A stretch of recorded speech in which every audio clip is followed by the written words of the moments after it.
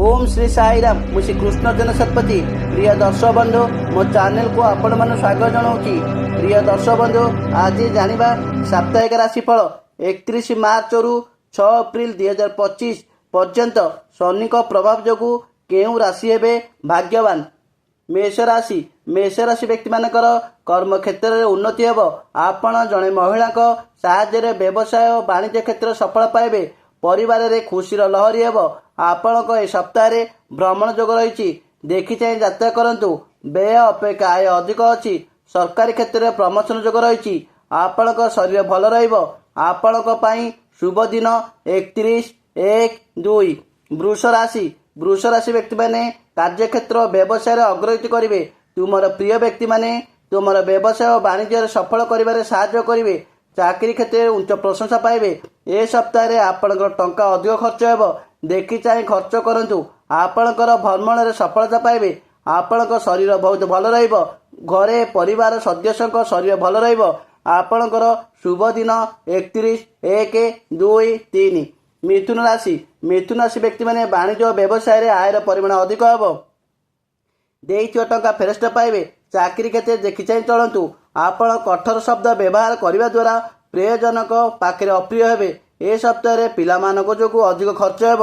आपणकर शरीर और परिवार सदस्यों प्रति समय दियंतु।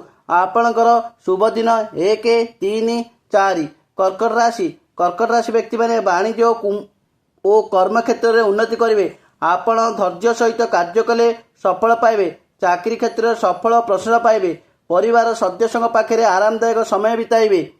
ए सप्ताह यात्रा अनुकूल हेब। स्वास्थ्य प्रति विशेष ध्यान देवे। आपणकर खर्च देखि चाहे करंतु। आपणकर शुभ दिन 1/2/3।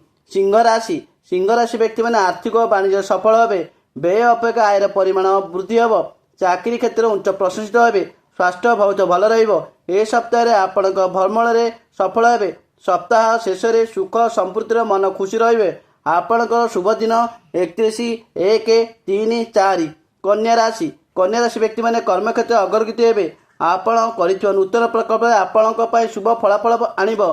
परिवार रे सुख समृद्धि वृद्धि हेब। आय अधिक हेब। चाकरी क्षेत्र में प्रमोशन जोग रही।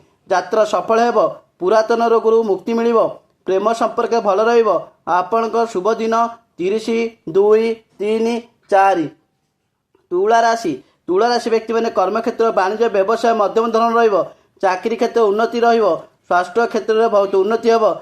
यात्रा क्षेत्र सफलता हेब। व्ययर परिमाण वृद्धि हेब। देखि चाहे खर्च करंतु। घरे परिवार सदस्यों पाखे समय दियंतु। बिच्छा राशि व्यक्ति माने कर्म क्षेत्र अग्रगति और उन्नति हेब। व्यवसाय और वाणिज्य सफलता पाइबे। नूतन वाणिज्य आरंभ करेंगे। आयर परिमाण वृद्धि हेब। चाकरी क्षेत्र में उच्च प्रशिक्षित हेबे। यात्रा बहुत सफल हेब। आपणकर स्वास्थ्य बहुत भल रहिबो। घरे परिवार सदस्यों स्वास्थ्य बहुत भल रहिबो। प्रेम जंत्र सफल हेबे। आपणकर शुभ दिन 31/2/3। धनुराशि व्यक्ति मानकर व्यवसाय वाणिज्य बहुत सफल हेबे। आयर परिमाण वृद्धि हेब। परिवार सदस्य स्वास्थ्य बहुत भल रहिबो। दूर यात्रा आपणकर सफल हेबे। चाकरी क्षेत्र प्रमोशन जोग रही। प्रेम जंत्र सफल हेबे। आपणकर शुभ दिन 31/1/4। मकर राशि व्यक्ति मानकर जीवन सुख समृद्धि वृद्धि घटिबो। परिवार खुशीर लहरी हेब। नूतन वाणिज्य सफल हेबे। आयर परिमाण वृद्धि घटिबो। उत्तम स्वास्थ्य परिवार स्वास्थ्य बहुत भल रहिबो। चाकरी क्षेत्र में उच्च प्रशंसा मिलिबो। यात्रा सफल हेब। आपणकर शुभ दिन 2/4। कुंभ राशि व्यक्ति मानकर कर्म क्षेत्र अग्रगति हेब। आपण कौन व्यक्ति ठारू साहाय्य और सहानुभूति पाइबे। आयर परिमाण वृद्धि घटिबो। व्यवसाय सफलता हेबे। चाकरी और वाणिज्य प्रशंसा हेबे। स्वास्थ्य समस्या उन्नति घटिबो।